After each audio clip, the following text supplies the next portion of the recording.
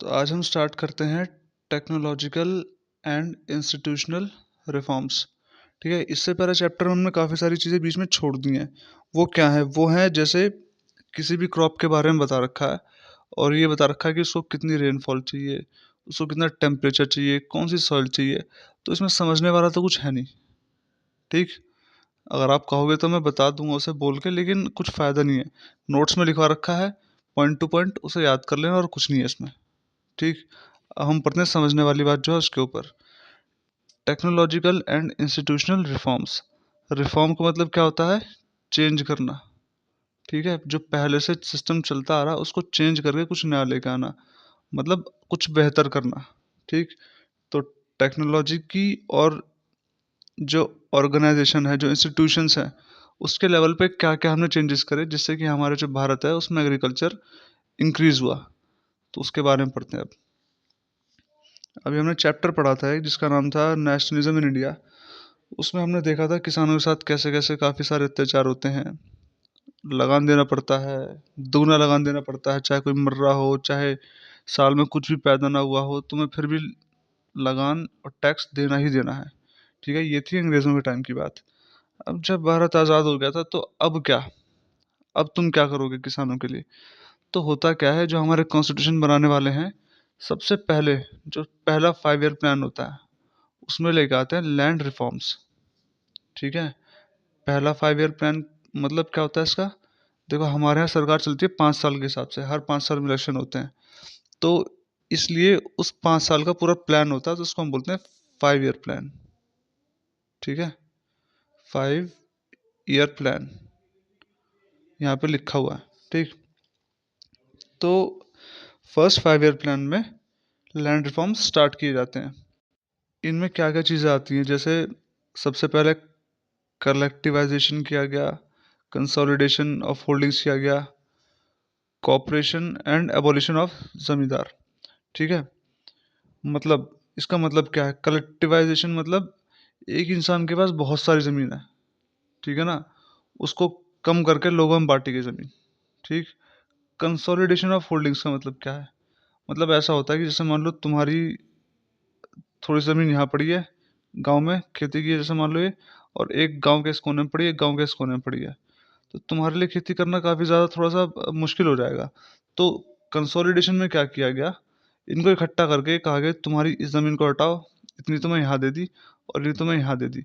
तो इतनी बड़ी ज़मीन का टुकड़ा हो गया, इस पर खेती करना आसान भी है और काफ़ी ज़्यादा फायदेमंद भी होगा।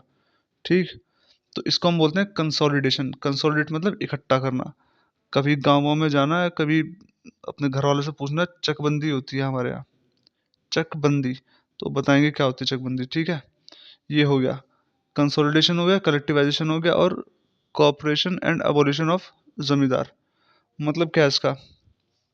पहले यहाँ जमींदारी सिस्टम था, मैंने आपको बताया था उसमें चैप्टर में जब हम नॉन कॉपरेशन पढ़ रहे थे, और उसमें हमने पढ़ा था कंट्री साइड के बारे में। तो उसमें हमने देखा था कि जमींदार और लैंडलॉर्ड्स के खिलाफ थी चीज़ें, वहाँ पर जो प्रोटेस्ट चल रहा था।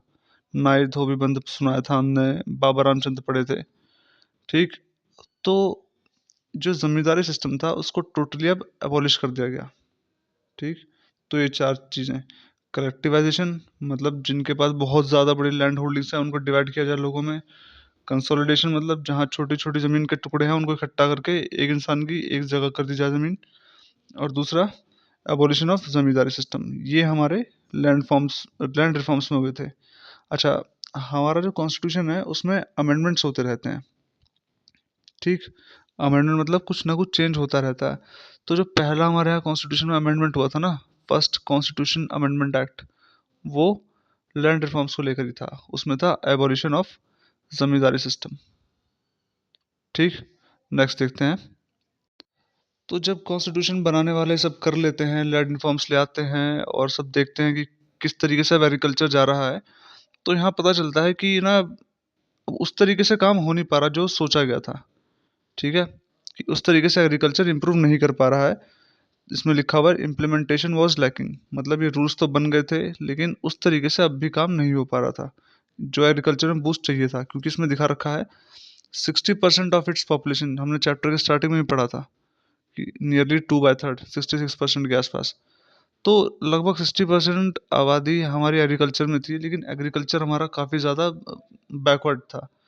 तो फिर ये लाए गए ये सब चीज़ें। अब जब ये चीज़ भी काम नहीं करी तो गवर्नमेंट ने क्या किया, गवर्नमेंट लेके आती है ये सब चीज़ें, ग्रीन रिवॉल्यूशन, ठीक है, और एक आता है वाइट रिवॉल्यूशन। ये क्या होते हैं, बस समझ लेते हैं इनको। देखो, ग्रीन रिवॉल्यूशन नाम से पता चल रहा होगा, खेती बाड़ी के लिए सब जो भी फैसिलिटीज़ लाई थी गवर्नमेंट, उसको हमने ग्रीन रिवॉल्यूशन कह दिया। ये आया कब था, ये करीब 1960s के आसपास आया था। भारत 1947 में आज़ाद हुआ, तो 1960s में ये आता है। इसमें क्या था, इसमें ये था कि जो अच्छे अच्छे क्वालिटी के बीज लाए जाएं, ठीक, अच्छी क्वालिटी के पेस्टिसाइड्स और ये सब प्रोवाइड किए जाएं सस्ते रेट पर किसानों को, ठीक है ना, जिससे पैदावार बढ़े, आउटपुट बढ़े, खूब इंक्रीज हो आउटपुट। तो ये हुआ भी, इससे काफ़ी ज़्यादा फायदा हुआ। अच्छा, याद रखना चाहो तो याद रख लेना, ये जो ग्रीन रिवॉल्यूशन है, इसे इंडिया में जो इसके हेड माने जाते हैं कि हाँ कौन था जिस बंदे ने इसको अच्छे तरीके से इम्प्लीमेंट करवाया था, उसका नाम था MS स्वामीनाथन, ठीक है। याद रखना चाहो रख लेना, नहीं तो तुम्हारी मर्जी है, ठीक। तो ग्रीन ग्रीन रिवॉल्यूशन ये था कि अच्छे अच्छे बीज लाए जाएं, HYV सीड्स जिनको हम बोलते हैं, अच्छी टेक्नोलॉजी लाया जाए जिससे खेती में इंप्रूवमेंट हो, ट्यूबवेल्स लगाए जाएं, कैनल्स बनाए जाएं, ये सब चीज़ें हुई, ठीक।